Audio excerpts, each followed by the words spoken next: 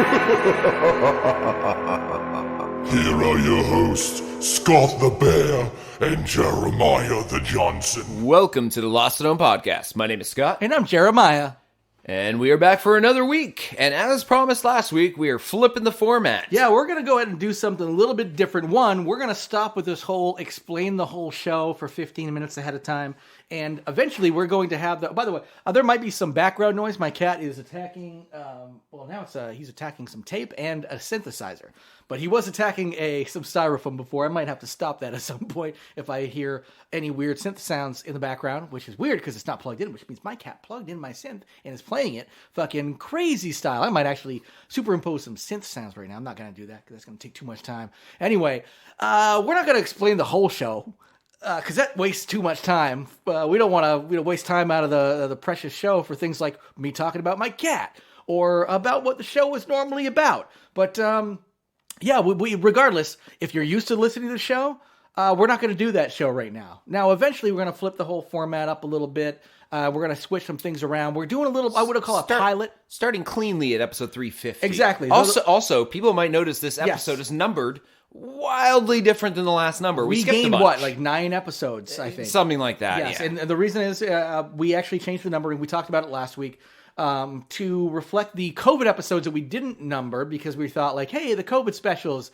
And then we're like, there's no COVID specials because this is now eventually became a 2+ year endeavor. So we're counting those now. So we have actually, this is because we wanted to know like how many episodes have we really done? We don't want to be like, oh, we've got these plus these side stories and all this, this crossover series we did with the Avengers and blah, blah, blah. Like, no. One numbering system, so we just jumped about 9 episodes. Yeah, we're at 344 now. Yes, so thank you for listening. This is a very special episode. What is it, Jer? Oh, well, so what we promised last week, and this will eventually take form in the new format, but for now what we're doing is we're going to take the halfway to Halloween episode, and we're going to talk about... Did somebody say halfway to Christmas?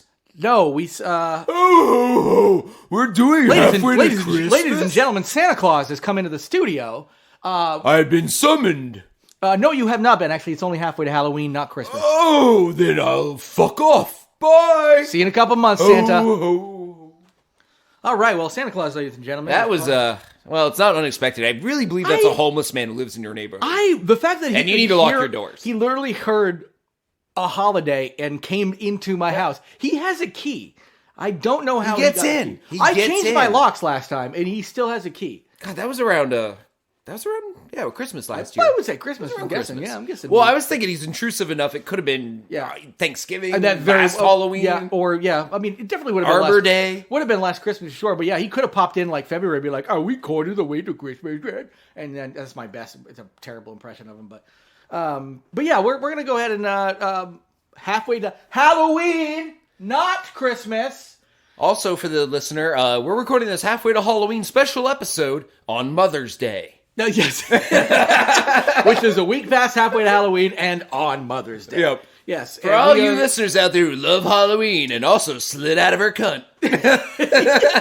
That's right. You know your mom's spooky cunt. Mom, spooky cunt. Mom, spooky cunt. Hold on, I'm gonna put that as a possible outro song because I got nothing else to do today, and my buddy Marcus. No one touches my mom anymore. Her cunt's full of horror, horror. Empty promise. It might not happen this week. Cobwebs because no one goes there. Horror. Empty promise. It might not be this week, but I will be coming to you. With a song called Mom Spooky Cunt. I actually like the almost... Mom Spooky Cunt. Yeah. Mom Spooky Cunt. Like it was the Partridge Family. Yeah, exactly. Yeah. Hey, yeah, roll call. I came out of her cunt. I'm Steve. I came out of her cunt. I'm Jimmy.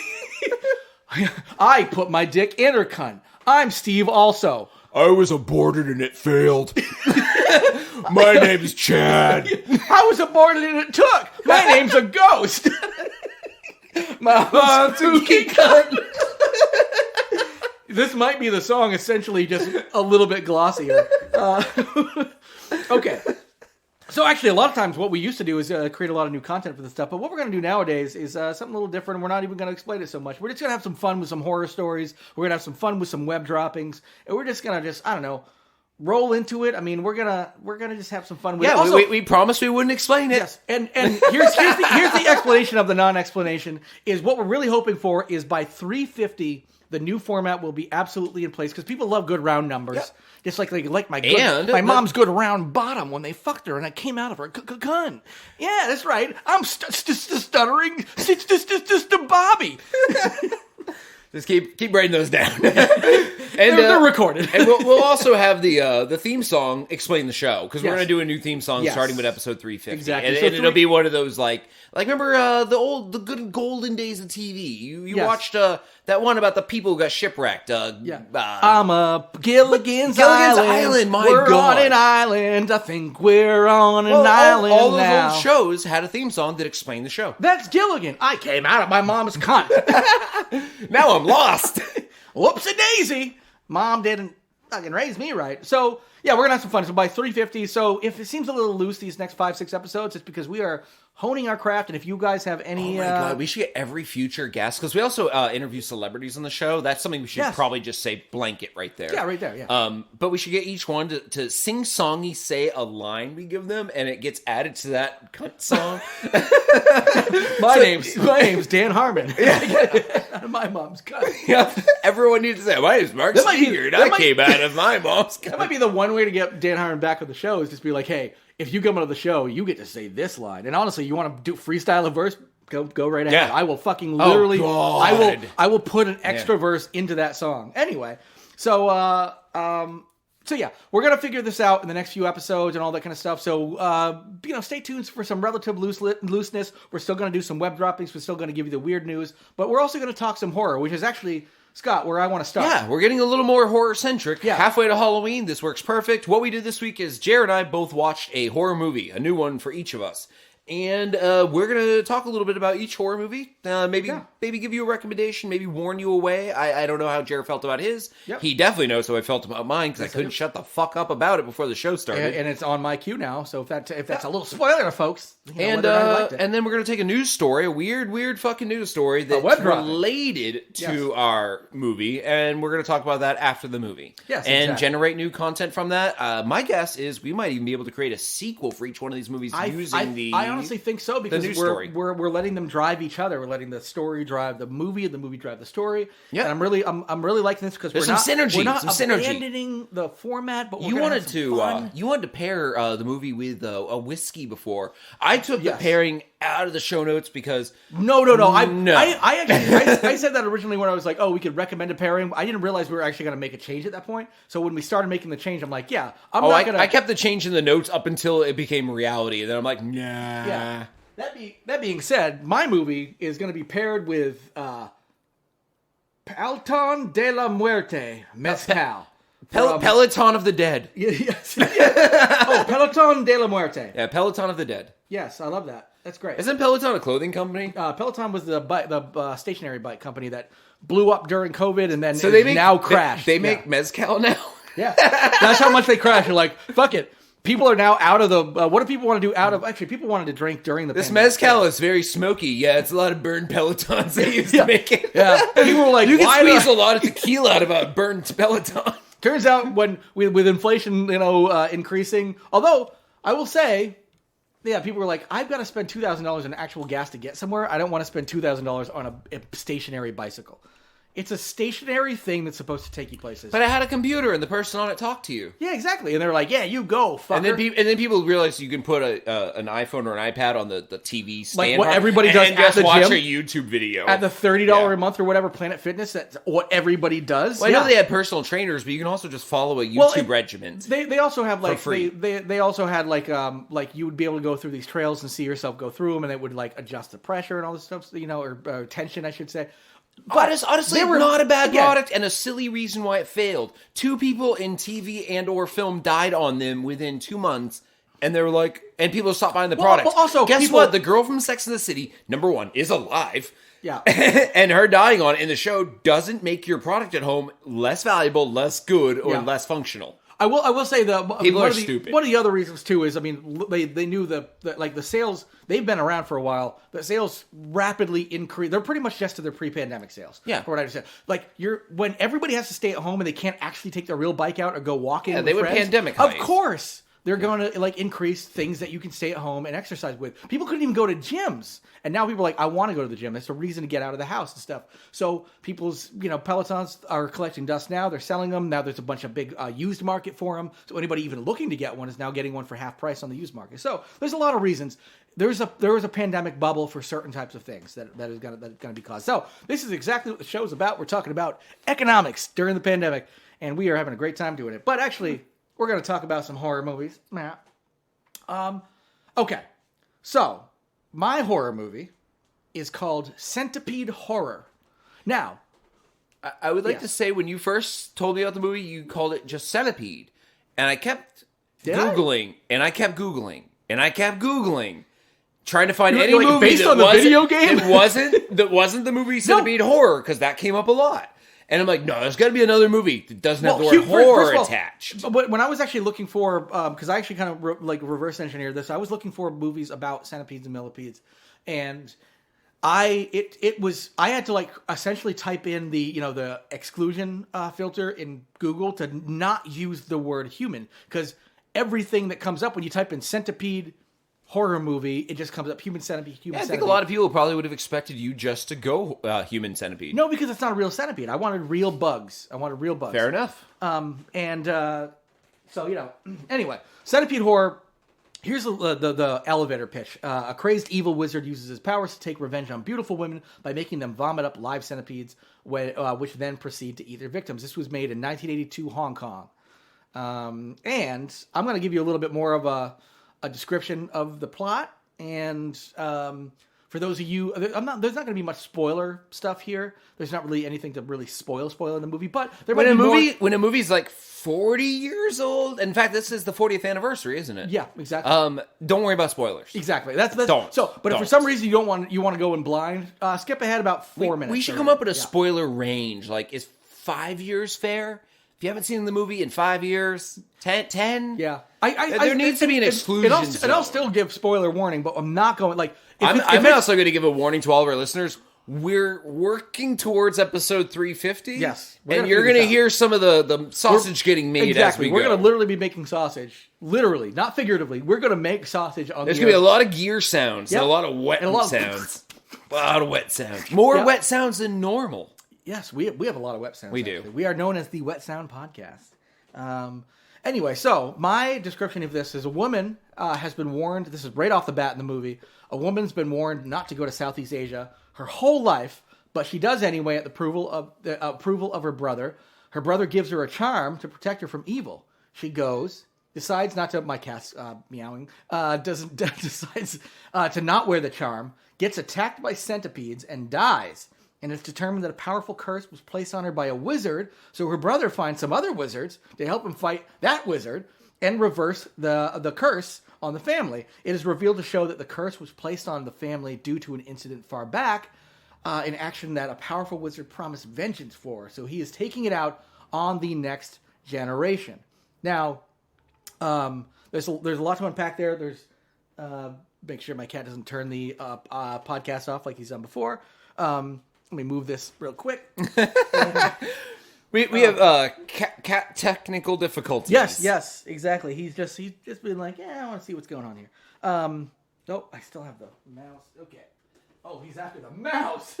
I mean, that's on point. That's on brand. It's a cat and mouse game. I mean, if anyone's listening to our show, they've already seen our logo, which has a cat's face. Yep. Oh, he's gonna come after my microphone now. That's fine. This is fun. Yeah, this is fun for the listener. My cat's pretty cool, but.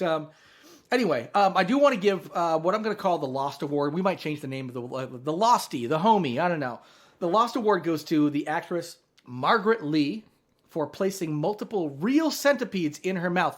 Fucking fear factor stuff that would make people from fear factor. Wow, you mean that I guess I saw that clip. I watched the trailer. So, yes. Wow. Yes, so these are, and by the way, there's a couple of... Oh, you couldn't pay me to do that. It's part and of I'm not a bug-phobic person. It's part of the... And by the way, the entire Bug-phobic. the entire budget for this movie was less than what one person would take home for Fear Factor, so she was not making a ton of money for this. But what you will do for your craft... You mean a month of free Arby's? Yeah, exactly. I don't know what Fear Factor gets paid, but I believe they get paid in Arby's. I think it wasn't even that much. Like, you'd get $50,000 for, like, eating bugs or whatever. But anyway... These are, by the way, I'd eat bugs for $50,000. When I say centipedes, in Vermont, we look at centipedes and millipedes. They're like a couple, little. They're very inch long or whatever. These are 3 to 5 inch long. Oh, we've all seen tropical centipedes. Ones. Yes, these are 3 to 5 inches long. We've Poisonous, all seen tropical ones. Yes. I'm speaking for the listeners. Both of us. Everybody has seen a tropical. Actually, if you've ever been to a zoo and you go to the bug exhibit, they usually have those tropical ones that, like, the centipedes and millipedes are literally the size of your arm. Yeah. Well, and smaller, and the size of, like, snakes. Usually very poisonous. I'm sure these were probably not poisonous ones because they went in. But like, she had 3 to 6 of them in multiple scene setups. And multiple scene setups being that it was all part of the same scene, but she had to spit these out, and I'm guessing also maybe multiple takes. I'm hoping for her sake not. But anyway, so I want to give her a shout out, Margaret Lee, for stuffing these things in her mouth, having to hold them until action was called, and then finally spitting them out. Like the guy over to the side is like, lighting's not quite right. Can you just hold them in your mouth for like another 30 seconds? Yeah. No. We need. Where's the lighting guy? I think he's in the trailer. Get him out of his trailer. He's being a prima donna. Because lighting guys are always the prima donnas in their trailers. They also have trailers. Yeah. Every gaffer has a trailer. This is Hong Kong in 1982. Yeah. We don't know how they made movies. Every gaffer gets a trailer. Every lighting guy. They storm off set when you can't let them use their pink rose filter. Oh, yeah, they're like, it doesn't make sense in this. This is outdoor lighting. We have the sun. I buy my rose filter. I don't play. Boom. It's like, oh, man, this is Hong Kong. And she's just standing there going, Well, this is Hong Kong in the 1980s. We do listen to gaffers and lighting technicians. What was her name? Maggie or Margaret?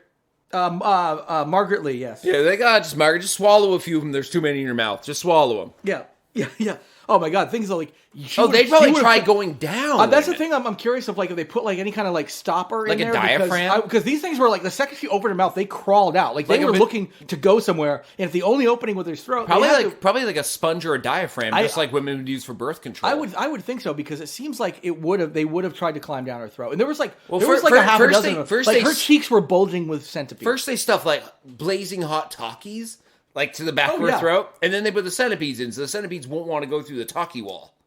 Yeah, I don't think Takis existed in 1982, but this is my belief. Fuck it, it does now. Yeah, the great Taki wall. Well, there's actually China. There's actually not. Oh yeah.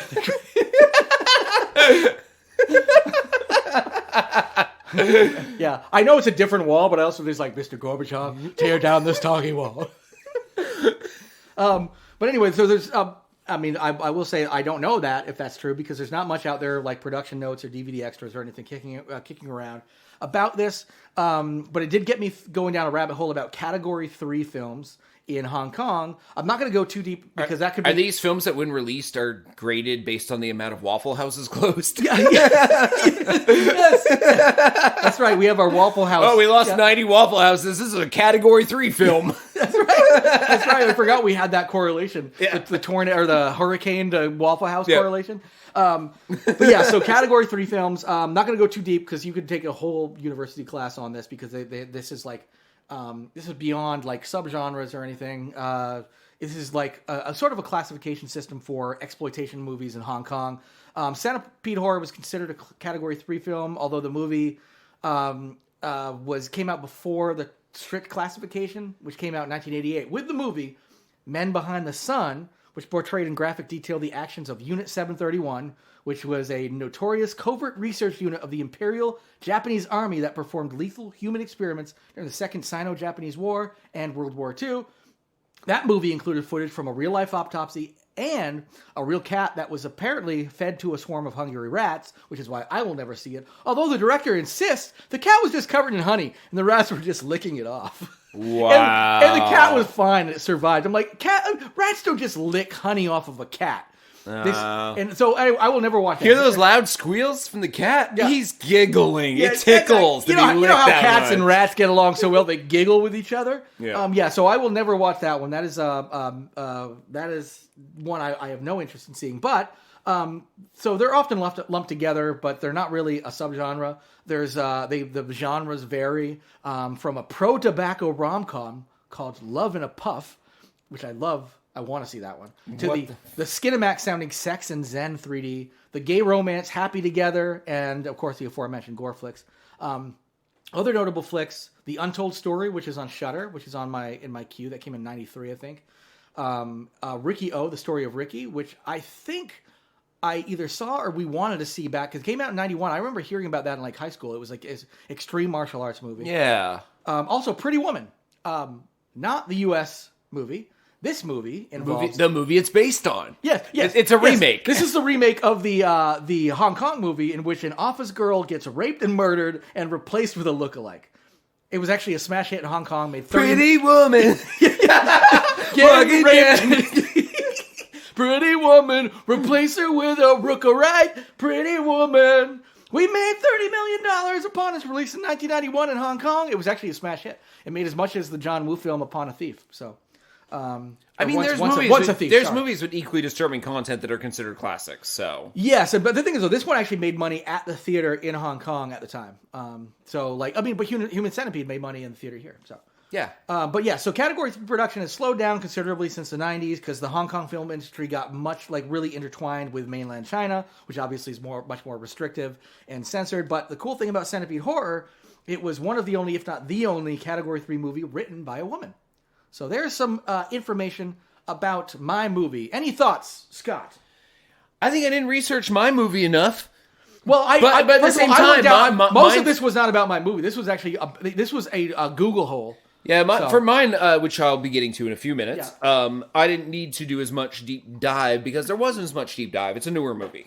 Yours came out 2016. Yeah, and mine.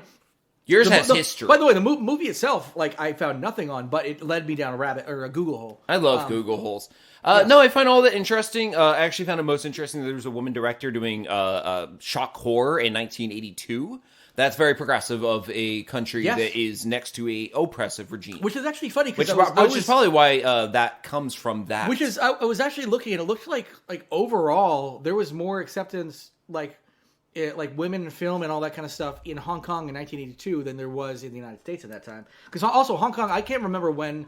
We had Working Girl in 1982. We had Working Girl. That was a movie about a woman trying to get a job and have it. We had some progressive cinema. She wanted to work. That's right. She wanted to slave for wages just like men. Yeah, so she could take care of her husband or whatever. Actually, I don't remember the plot of Working Girl. I don't remember the plot point of Working Girl. No, I just know it existed. But there was as far as, and by the way, I don't mean movies about women or anything. I mean about allowing quote unquote allowing women actually being an active part in upper echelons of cinema. The real key about the Category 3 stuff is that Category 3 essentially was what the 1980s slasher horrors and stuff were extremely misogynistic.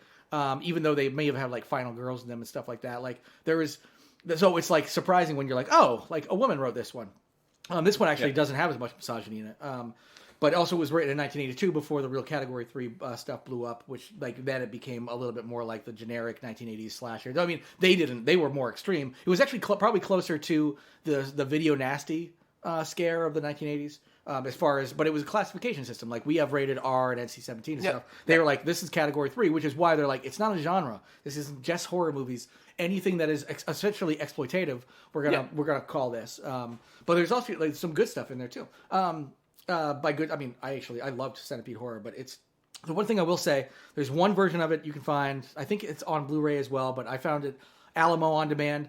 The subtitles are baked in, they are on the film. And they were in just white with no black outline. So say about 30% of the words you can't read because they're also on a white background. You just have to be like, okay, I get the gist of it, and so they have, So it's a little rough, but also the last I would say that'd be like having white subtitles baked into like The Thing. Yes. Which is mostly in the winter in the snow. It's not as bad, but it's yeah. Luckily, there's a lot of like jungle settings and stuff, but there is a lot of like white ground or like people with white shirts or whatever. Or that famous Finnish movie from 1987, White Backdrop Jamboree. White backdrop jamboree, it's a white backdrop jamboree. But it's just subtitles. Can't read any subtitles. They're all just white on white, which is fine because the subtitles are literally just white backdrop jamboree. Then there's also that KKK movie, White on White. Oh yeah, that's right. Yeah, white on white action. Lot of KKK members in white robes, very center focused, with the subtitles right about their midsection. So there's just a guy in a hood. Yeah. Can't even see his lips moving. Yeah, that's right. Yeah. The KKK porno called White on White Prime, and it's just them sucking each other. I thought there was their new subscription service. Yeah, and they're like, wait a minute, White on White Prime Plus. Oh yeah, exactly. White on White Prime. And then I remember the first scene. They're like, I don't think my hood hole is big enough for this, and they have to cut a big old hood hole in their fucking KKK hood so they can suck the big old dick. First, I actually don't think do they have mouth holes? No, they're just eye holes, right? Eye hole. Okay, so they have to cut a mouth hole. I'm afraid I'm going to have to cut a mouth hole. I actually had to think about that for a second, but then I remembered I just watched The Heart She Holler. And there was an episode of that. That was the Comedy Central. Yes. No, Adult Swim. Adult Swim, yeah. With Patton Oswalt. Yeah, they had a class of kids, and they gave them... same guy who made Xavier, yeah. Yep. They had a class of kids, and they needed to give them uniforms, so they'd, stop judging each other in the clothes, so they gave them all KKK uniforms. Oh, yeah. So all the kids were little KKK members. I remember they had no mouths. But, if they wore glasses, they wore them over the hood. We do know that fine documentary, Heart She Holler. But I think you're right. I just like that. They don't have. There was a kid who had glasses, so he wore his glasses over the hood. Yeah. And there was a girl who had, a bow in her hair, so the bow was on the hood. You can clearly tell who they are. Yeah, so you can kind of tell them apart as kids. So just also riffing on some new content before we even get to the story is I also imagine the guy being like, I see why they call you the Grand Wizard, and the Grand Wizard has a big dick, but it's black. He's like, oh my god, yeah, oh my god. I think what we really need is more gay KKK porn. Interracial gay KKK porn. Oh yeah, that'll even things up. I think it really would. It would piss some fucking white Southerners off. I'll tell you that. I think so. Yeah. Okay, that's my new content. I'm gonna start generating. Well, okay, yeah. So we've got a web dropping to go along with this. Okay. Yeah, as promised. So a new millipede has been named. How new is it? Don't know. It was so this was discovered by an entomologist who completed his PhD in 2020. The story is from April of 2022, so within that 2-year range. Okay. A new millipede was named after Taylor Swift. Derek Hennon, an entomologist who completed his PhD at Virginia Tech in 2020, discovered a millipede species and named it in Swift's honor. The species is called Nanaria swiftae. So generally what happens is the genus, I think, or maybe this species is Nanaria or whatever it is, and then it's the one you can't fuck with. So Nanaria is like essentially the type, and then the other one is like the very specific. Like this is the specific. Maybe that's where they can tool around. Maybe with that's it. where specific comes from. Species. It's from the it's Specific. origin. The origin of words. My guess is it's genus and species, right? So it's like the new species would be Swiftae, and genus would Latin. be Nanaria. And Swiftae, they just make it sound Latin, or vernacularly, they make it sound Latin. The swift twisted claw millipede. Ooh. So anyway, that's pretty much the story. Is a new millipede was named after Taylor Swift. So we just straight up need a sequel to the first movie, by the way, Taylor Swift is like the one vomiting dude. I will pay a lot of money to see Taylor Swift get 4-inch-long centipedes shoved in her mouth and have. I'm getting hard just thinking about it. Tay. Yeah, but I'm not a Taylor Swift fan at all. I don't love her hate. She's attractive looking. Yeah. I don't like her music, and I really don't like all the neo-Nazi stuff that circulates around her. She's got some legit like catchy songs. I don't listen to any of her music. I would say she's a talented. It's not my speed. She's a talented musician. Sure. Whether you like her music or not, she's talented at songwriting. Whether she's actually a neo-Nazi or not. I mean, we've covered the stories of her in the past, whether we quite don't know if her lyrics and her themes and everything are pushing white supremacy or if they're just loved by white supremacists. Maybe she's a white supremacist, but she's at least been accepting. I mean, granted, this could also be for any reasons, but accepting of the LGBTQ culture and whatnot, or she's at least come out, being like, hey, don't pick on after 2021. She's like, hey, you know what? Well, maybe way late, a little late. Yeah. But Ellie Kemper, Also, I think white people should be able to marry black people. But I don't think... Dude, this is 2022. You're here now. I don't think Kimmy Schmidt's a racist, even though she took part in racist shit because she grew up that way. That's the way it works sometimes. No, that is fair. They probably both grew up very horribly and maybe... And things most likely. I don't think one way or the other about Taylor Swift. It's fine. But now the movie has to be her in this movie doing the same thing. She does. She essentially, and it's a remake. It's not a sequel. It's a remake. No, it's a remake. Actually, how about this? So it can be a reboot of Centipede Horror from 1982 because it was. Does it have to take place in Asia at all? No. It's made for American audiences. It takes place in Kentucky. So how does she get cursed? It's still a racist curse, a voodoo curse. Yeah, we still make it a racist thing. Yeah. So switch it to Southern America voodoo.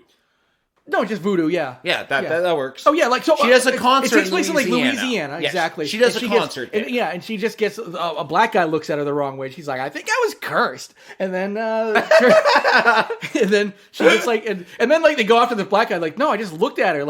I think it's that guy. And it's the tour manager's clearly homo shum shum shamano humna. Yeah, doing a voodoo curse. Yeah, clearly doing a voodoo shaking curse. something. Literally throws a doll with a centipede jammed in its mouth at her. Yeah, exactly. Yeah. I'm the centipede curse guy is being sold on her tour. So this isn't a straight up horror movie. It's more like if it's a reimagining. If Spice World was a horror movie. Yes, I mean it's a reimagining. Because it's about a girl in music, so it can be kind of funny and weird, but also straight horror too. Yeah, and I'm thinking the curse style. We definitely pull some stuff from Craven's Serpent and the Rainbow style stuff. Get that kind of vibe going, but also have it fun. We want to definitely have it half tour video where she's and she breaks into song TikTok. She breaks into TikTok. Oh, she has to sing about So it's a half musical. I would fucking see this honestly. Yeah, every once in a while, she'll be in the mirror puking up centipedes in the middle of a TikTok, and the music keeps playing to it's like a beat where they're coming out of her mouth to the beat. I don't want nothing from you. The music keeps playing. Oh God, so many fucking centipedes. And you got to read on the side all the comments on the screen, like a TikTok feed, where it's so Swifty of her to puke up all the centipedes. She's setting them free. Love you, Tay. Yeah. Free hashtag free the centipede. Yeah. She's the real human centipede. I did dig a little bit deeper. Not because of this. Again, went down a little bit of a Google hole. This will take a few minutes. Other species named after celebrities. So an estimated 17,000 to 24,000 animal species identified every year. So we've got the Gnathia marleae, a parasite that feeds on fish named after Bob Marley. Scaptia beyonce, a rare horsefly named after Beyonce. Avahe clesi, who definitely got the best one. Look up a woolly lemur, fucking adorable, named after John Cleese. Agra Kate Winslete. Who's that named after? So this is Kate Winslet had this beetle named after her because of her role in Titanic. The beetle was on the brink of extinction due to deforestation, but did not go down with a ship, quote unquote. So I assume the ones that did go down with a ship or the ones that died freezing in the ocean were named after Leonardo DiCaprio. Okay, Civiligallus palastropha hefnere, a rabbit named after Hugh Hefner for pretty obvious reasons. Actually, two obvious reasons. They discovered a new rabbit in his lifetime? Yeah. It's a fucking rabbit. Did we really not find all the rabbits? My guess is, there's a woolly lemur in Cleese's I get when they find a bug. I get when they find a microbe. Yeah, but like a big rabbit. Fucking rabbit? Yeah, it's I assume... it was on the grounds of Buckingham Palace. We just never looked down. Yeah, hey, is that a new rabbit? Sure. Name it after Hugh Hefner. Actually, it's I think a rabbit in the southeast United States, southwest United States. Huh. Enophthalamus hitlerae. Oh no! A species of blind cave beetle named after Hitler by a German in 1933. Now, here's a piece of information that may or may not be true. Being blind, the beetle tried to eradicate the news because they read their braille wrong. Stay tuned this fall for the Peacock comedy Beetle Braley, about a Nazi beetle who escaped to a life in Argentina after war, and is living life as a doctor in a Jewish community next to his neighbor Steve Oigel, not to be mixed up with Beatle Braley, a documentary about Ringo Starr's failing eyesight. Oh my fucking god. Anyway, last one. Staying on evil historical figures. Agathidium, Bushy, Cheney, and Rumsfeldi, 3 slime mold beetles named after those guys from the G.W. Bush era, for those young who don't remember the fact that, if only we could go back to only the evils of G.W. Bush. Now, this I brought to the table because of you. I just wanted to name 8 things that are named, 8 organisms named after Star Wars characters. Wasps. 3 species of wasps named after Vader, Yoder, Vader,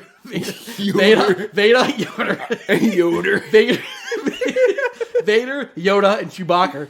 That's what the Boston planet calls them, the Bill Burr planet. Because there's Bill Burr in the Star Wars universe now, and he has a Boston accent. Exactly, so yes. When they talk about it, be like, yeah, they had Jedi's back then. There was Yoder. Yeah, Yoder. Yeah, that's right. Yoder and Vader. Vader and Yoder. Queen Amidala has a begonia named after her, as does Darth Vader. Han Solo, this one actually I got a kick out of. A species of trilobite was discovered in southern China.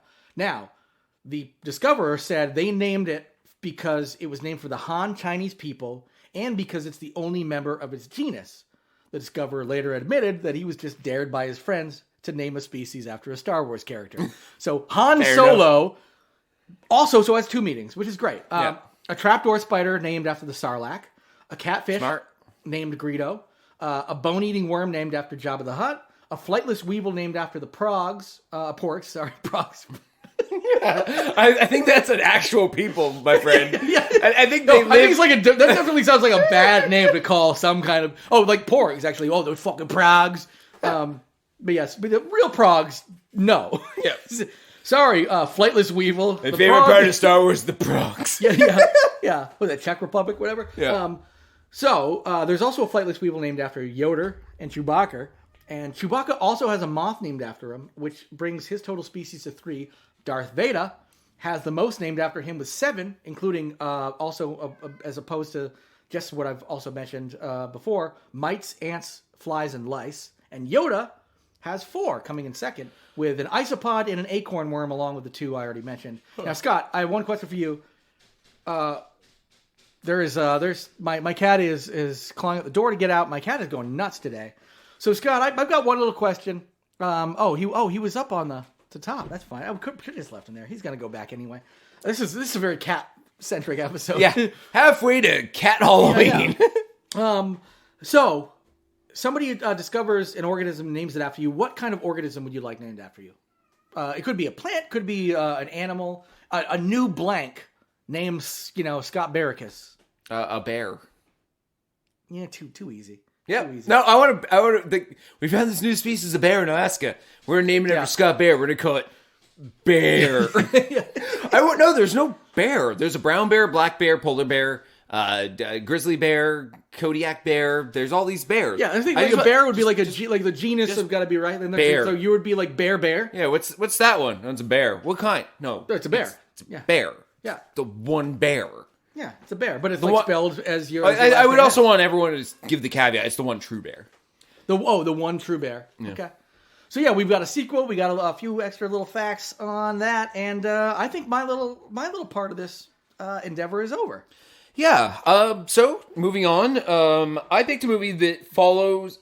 It's so tangentially horror that it's almost not horror at all. Oh, by the way, I would say we shouldn't pigeonhole ourselves into horror. I would say just it could be horror sci-fi genre films. Yeah, mine is more sci-fi, but it's also it's got blood. Comedy, it's got people dying. It's gory. It has a baby gets boiled in it. I want to call it horror because it has horrific things within it. We want to. Oh, by the way, Centipede Horror has flaming skeleton chicken ghosts. Yes. So just watch it because of that. Yes, I'm going to watch it just because of that. Yes, literally like that. Like that's all you need to know. But yeah, I would say really we would just want to find a movie and then a story that can come off that movie. So if it doesn't turn out to be horror, big deal.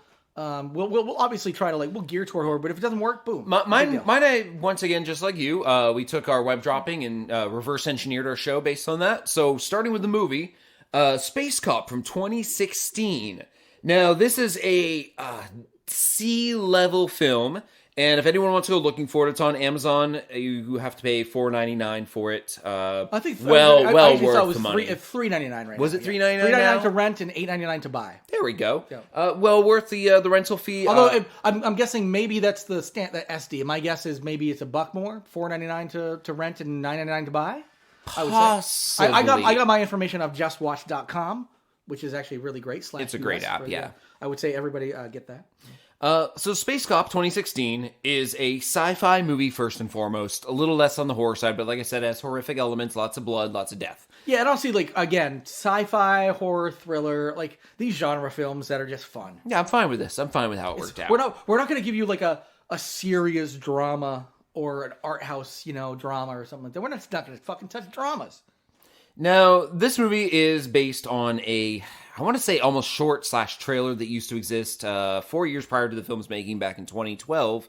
That took a lot of people, their attention. They pulled their attention.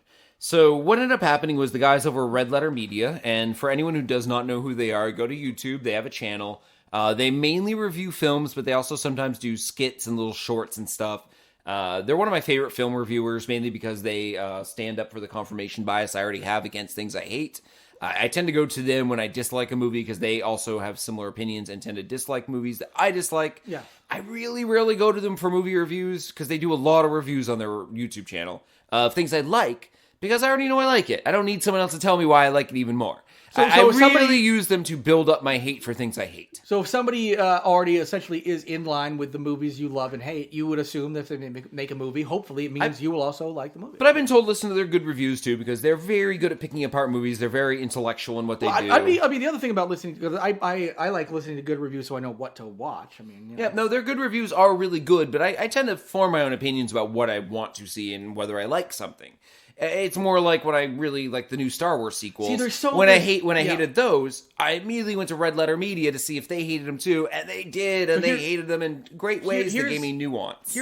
New ways to hate. Yeah, exactly, new ways to hate. But the way I treat reviews generally is I don't usually listen to bad ones because I'll make up my own opinion, but if I hear a good one by somebody I respect, I'm more like, there's too much stuff to sift through. So, for instance, I mention her all the time, Spooky Astronaut's my favorite YouTube. Yep. I subscribe to her. Her horror, we probably are 90% of our movie likes are on point. See, if I hadn't seen a horror movie and she covered it, I'd probably go to her to hear. But a lot of times I just see them she gives spoiler-free reviews. I'm like, if she likes it, if she doesn't like it, it doesn't mean I'm not going to watch it. It just means if she likes it, it's probably going to make it. So I only use it to sift stuff toward the top of my queue. I never use anything to completely kill anything. I will use my own judgment as to whether or not I hate something, and that's it. So if you appreciate somebody's taste, I can see going to their positive reviews and going, I haven't seen this yet. If I've already seen the movie, I don't want to see somebody's positive review. I don't give a shit. Now, the guys over at Red Letter Media have made other films. They actually made a straight-up horror movie that now that I've seen this, I need to go see, called Feeding Frenzy. I have not seen that. That sounds great. It is my next watch, probably tonight or tomorrow, literally because I enjoyed this movie so much. Nice. Space Cop is a movie made by people who know their budget, know their constraints, got a few good gets as far as actors within their film, because mainly it's just them, but Patton Oswalt's in it for a short bit and towards the beginning. I really like Patton Oswalt's role, and I really like that he was willing to do this movie. You'll see a few other character actors in the movie that you'll see the face of, not know their name, be like, oh yeah, that guy, he was in that thing. Bit roles too. It's really encouraging to see that on a shoestring budget, they managed to make something that's very, very funny, gory, the clips, and keeps you watching. It has a plot, and the clips plot you works. showed me were freaking hilarious, and just in my line of sense of humor. So, and they avoid things like we could do CG, but it's going to look bad because we have no money. They instead did practical effects, and when there is CG in the movie, it's very little, and it's actually done well, so it's not distracting. Like the laser shots or whatever, the explosion thing that you once in a while there'll be a hologram that floats in the air. Those are things like and they look good. But those are things you can literally go, like you and I could tonight go to how to make hologram After Effects on YouTube and make one in 20 minutes based on a YouTube tutorial step by step on After Effects. So some of that stuff is fine. It's when you get into the real like creature effects, like a big CGI their practical monster. effects are practical effects, and they look as good as the budget would allow, and it really doesn't hurt the film at all because you know what you're getting into when you watch this. This is about a cop in the future named Spacecop. All Space Cops have to legally change their name to Spacecop, by the way. So that's really confusing. Yep. Yeah. And he ends up traveling back in time all the way to, I believe it's 2007. And then we do a time jump of 7 years to where he's been integrated into I believe it's the Milwaukee Police Force. Oh, wow. As Space Cop. Wisconsin. Yep. With a partner and everything, and he fights crime, but he's reckless, and he has too many casualties under his belt. And whatever he does tropes. ends up... Cop tropes, yeah, big cop trope, but like he really goes overboard. Like a cop at one point says, "Dude, I heard you destroyed an entire cocaine warehouse." He's like, "Yeah, it ended up being a convalescent home. Killed a lot of elderly people, no cocaine at all." Like he doesn't play by the rules, and he often gets things wrong, but he also doesn't care. I also like the thought that maybe he's illiterate and just saw CO and is like, "That's cocaine, and not convalescence." And traveling back in time with him are a series of a spaceship full of aliens that he's lost track of for those 7 years. But at this point in time, he's about to get back in touch with those aliens. And the whole plot basically centers around him trying to stop them. And then it digresses from point to point where he wants to also figure out how to save his dead wife in the future. Which he brings up often, how she's dead in the future but not yet born in the past. And about halfway through the film, he gets paired with a cryogenically frozen detective from the 1940s. It's like Encino Man. Yep. So we end up with past cop and future cop working together in present day. That's awesome. And it's just, I would say if you like the Naked Gun and don't mind some blood, some bad costumes, acting that is bad, that is perfectly bad. It is perfectly bad. I just can't describe it in any other way except you have to watch. It seems like it was like they know what they're doing, and also like the comedy is seriously funny. Yeah. And also I checked, Feeding Frenzy is also just available to rent, but for $1.99 for SD. It came out in 2010 and it's really low budget. I'm guessing that'll do you fine, but $2.99 HD, or you can buy it for $5.99 or $6.99. Okay, that's probably going to be even lower budget. But after seeing these guys make an actual that came out 40, 6 years before. hour and 42-minute film too. Like a lot of low budget films coming in at like 120. They were like, there's nothing to cut. We're keeping it all. That's the thing is, like, a lot of times I'm like, oh, like, that sounds too long for an indie movie. Yeah, like, it really does. You need editors that aren't you, so you know, like, somebody can be like, no, that fucking 20 minutes goes. It worried me when I saw the length, knowing what I was getting into, and I'm like, oh my god, how much of this am I going to fast forward through? Well, so none of it. None. I watched it all. Something recent happened to me. The Outwaters, the movie I was talking about, that's streaming at Panic Fest. I think actually probably by the time people hear this, it's gone, but it's a found footage movie. Love that name. At horror festivals right now that I'm sure by the summer will be out. A lot of people suffer from panic attacks go there accidentally. Is this our con? Oh no, it's not. Oh no. It's not our con at all. I'm in the wrong place. I'm in the wrong place. And then you see the Outwaters, which by the way is the most disorienting, anxiety-inducing horror movie. But it comes in as a found footage movie at an hour and 49 minutes. Most found footage movies are an hour 10, hour 20, unless you're like Blair Witch, which maybe you're 90 minutes. So anyway, I also had something similar to what you said. So there's not a whole lot else to bring to the table on it without giving away significant jokes, plot points, etc. Both of us have recommended our movies. I recommend Centipede Horror with the caveats I mentioned. You recommend Space Cop or Spacky Cop or Skip Cop or whatever the fuck his name was. Spit Cop? I want to see that movie now. Space Cop. Yes. And we're gonna go ahead and. I fully recommend it. I guess maybe we should. With caveats, I mean, we should maybe give it a rating for each one of ours too, because I realize mine's easy. And on a scale, we need to figure out a scale. We have all this work to do before 350. So I already do mine because What did you give yours? Everything I watch, I put on my Letterboxd account, and so I gave mine 3.5 out of 5, 7 out of 10. What? stars, hearts, spoons. That's where we have to figure out. Yeah, we need to figure So this out. okay, so I say 3.5 cockroaches. Okay, I give mine. We just have a new scale every episode based on our movie. I give myself. No, How about myself. you- I you- give my you- movie 4 space cops. Space. Okay, I was like Dead Wives, Space Cops. Yeah, Space Cops. Good. Dead wives. I give myself 4 dead wives. Good. 4 Space Cops. I give my 3.5. I give it 4 space cops out of 5 based on knowing what you're getting into and knowing whether you'd like it or not. Yeah. Like, if I played this movie for my wife, I think she would look at me like, what the fuck am I watching? I should also. But I know I would like this movie, and I know Jer would like this movie, but I don't think that everyone in the world Yes. would. Oh, and I say the same thing about Centipede Horror. Like, you have to love exploitation cinema and like old like if anybody out there has ever seen the Chinese movie Black Magic, which is from the 70s, like it's kind of like that without the martial arts and all that kind of stuff. So if you're into those really fucking bonkers all over the place, like, yeah, fuck it, there's ghost skeleton chickens on fire now. I want boom. to see a witchcraft martial arts movie now. Black Magic. Yeah. Go Okay. watch Black Magic, Black Magic 2. They're Nice.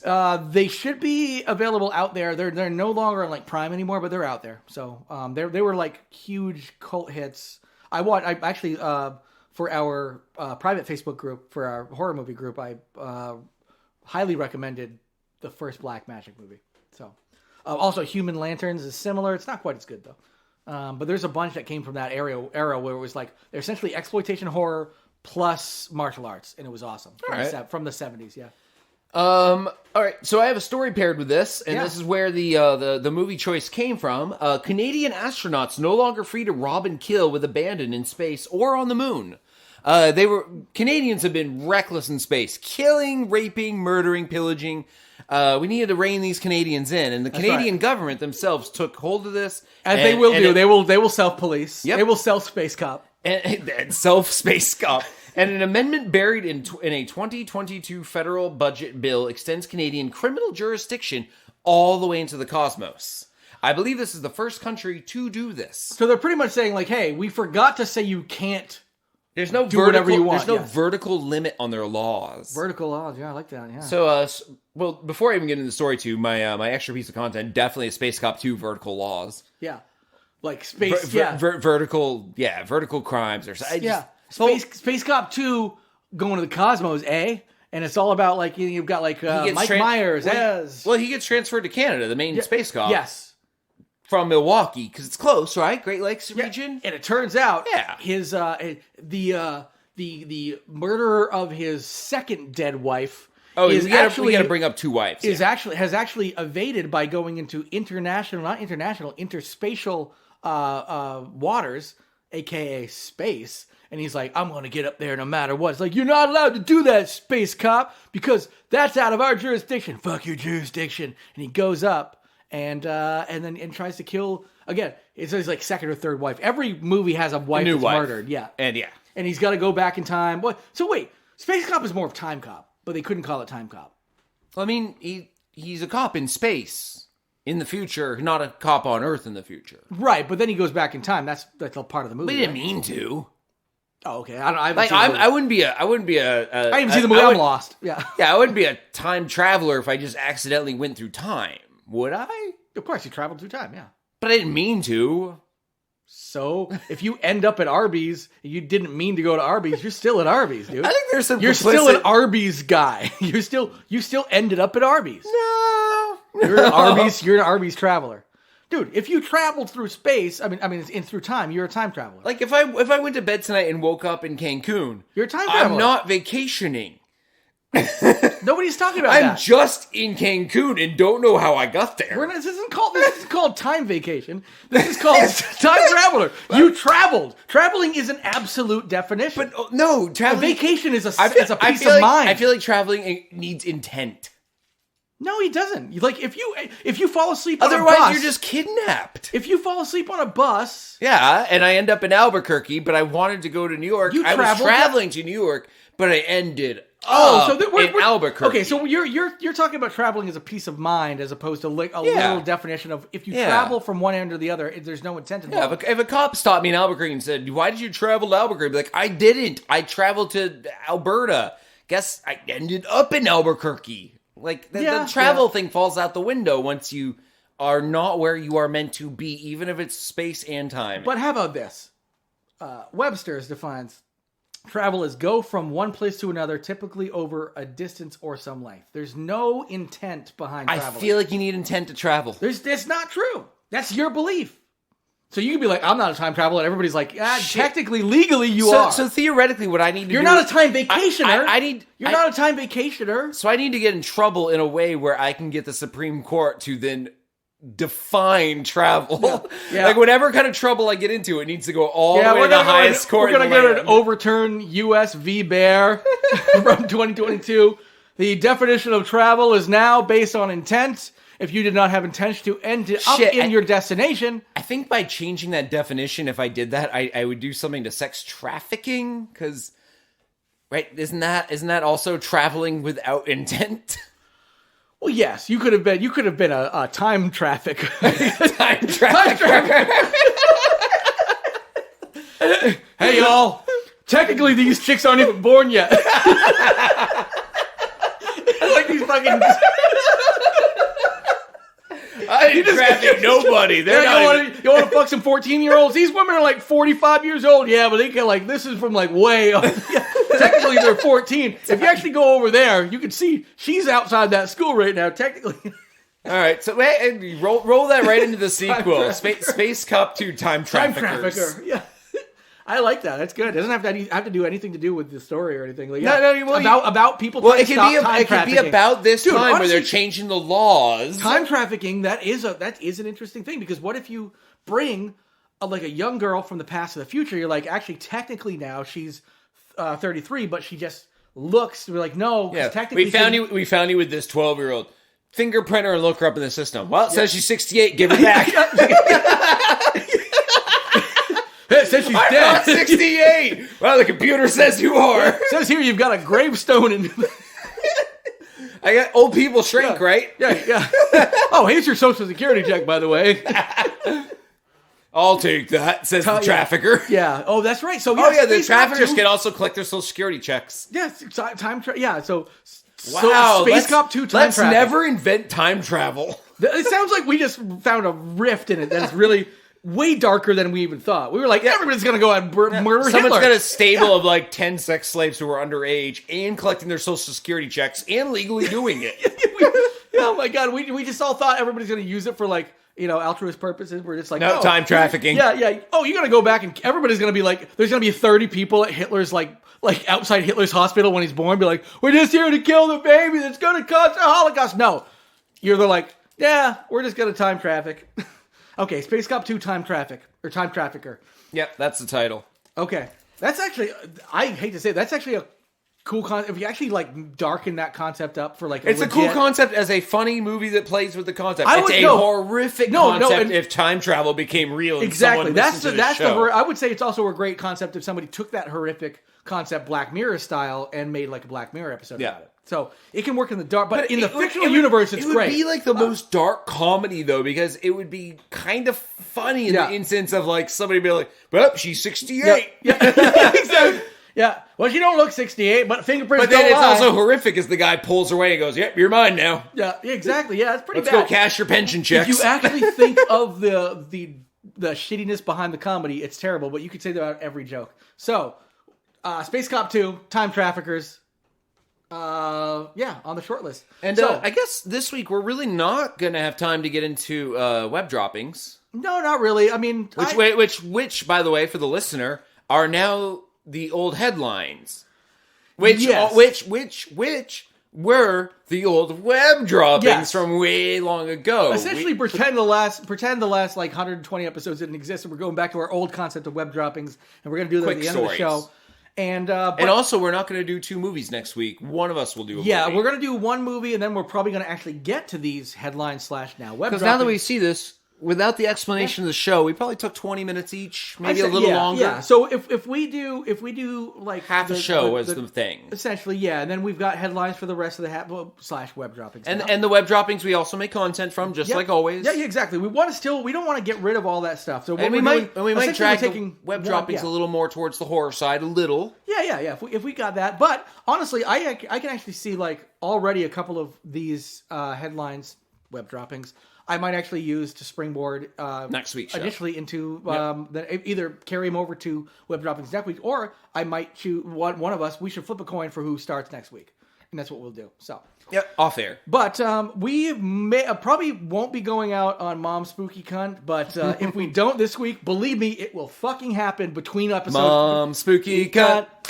Mom Spooky Cunt. Yeah, Mom Spooky Cunt. Get lost. Get lost.